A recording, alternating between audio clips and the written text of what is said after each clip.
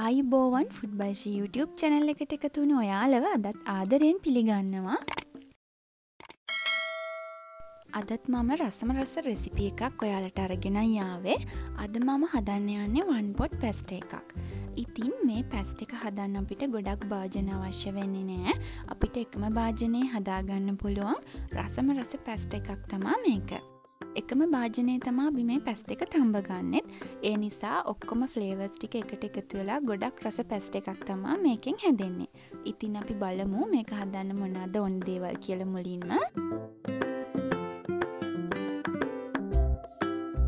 මම දැන් pan එකක් ලිපේ තියාගෙන ඒකට olive oil ටික එකතු කරගන්නවා. olive oilම වෙන්න ඕනේ නැහැ. ඔයාලට පොල් තෙල් උනත් මේකට භාවිතා කරන්න පුළුවන්. තෙල් ටිකක් රත් වීගෙන එනකොට මම කපාගත්ත චිකන් ටිකත් මේකට එකතු කරගන්නවා. ඊට පස්සේ මේ චිකන් ටිකට ලුණු ටිකක්, ගම්මිරිස් ටිකක් දාලා මේක කවලම් කරගෙන විනාඩි 5ක් විතර මේක අපි කුක් කරගන්නවා. ඊට පස්සේ මේ කුක් කරගත්ත චිකන් ටික වෙනම භාජනයකට දාලා මේ තෙල් එකටම අපි කපාගත්ත සුදු ලුණු ටික එකතු කරගන්නවා. සුදු ලුණු ටිකක් බ්‍රවුන් කලර් එනකන් බැදුනට පස්සේ අපි මේකට එකතු කරගන්නවා අපි කොටු හැඩයට කපාගත්ත ලුණු, බෙල් පෙපර්ස්, තක්කාලි සහ ඒ වගේම අපි බැදගත්ත චිකන් ටිකත් මේකට එකතු කරගන්නවා. ඊට පස්සේ මම මේකට දාගන්නවා ලුණු, ගම්මිරිස් සහ මිරිස් කුඩු. මේ ටික එකතු කරලා මේ ටික ඔක්කොම ටිකක් හොඳට කවලම් වෙනකන් හැන්දෙන් චුට්ටක් කවලම් කරගන්නවා.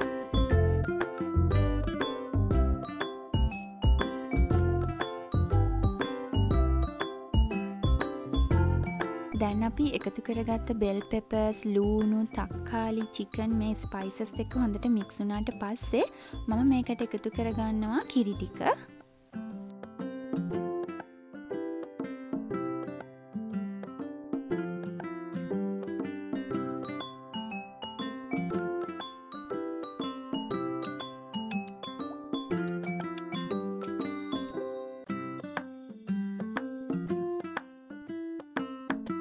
ඒ වගේම මේකට මම දැන් මේ වෙලාවේදී පැස්ටා ටිකත් එකතු කරගන්නවා. දැන් මම අපි එකතු කරගත්ත පැස්ටා ටිකත් මේ කිරි එකත් එක්ක ඒ වගේ මෙලවලු ටිකත් එක්ක හොඳට කවලම් කරලා මේක උයා ගන්නවා විනාඩි 20ක් විතර පැස්ටා ටික හොඳට තැම්බෙනකම්. මම මේක ලිඩ් එකකින් වහන්න නැතුව තමයි උයාගන්නේ. කිරි ටික මේ වගේ උතුරගෙන එන වෙලාවට අපි සැරින් සැරේට හැන්දෙන් කවලම් කරමින් තමයි මේක උයා ගන්න ඕනේ.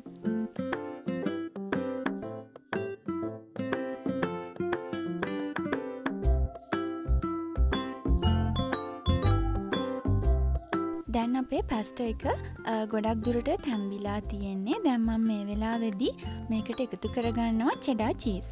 cheddar cheeseම වෙන්න ඕනේ නෑ. ඔයාලා කැමති cheese වර්ගයක් මේකට එකතු කරගන්න පුළුවන්. ඒ වගේම cheese නොදා වුණත් මේක හදාගන්න පුළුවන්. cheese නැතුවත් මේ පැස්ටා එක ඇත්තටම ගොඩක් රසයි.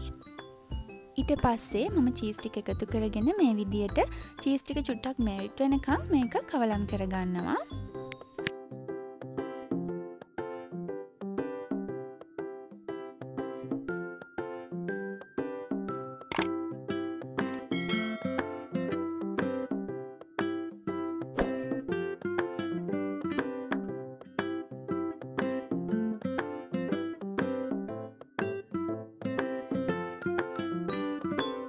මේ තියෙන්නේ අපි ලේසියෙන් පහසුවෙන් හදාගත්ත අපේ one pot pasta එක.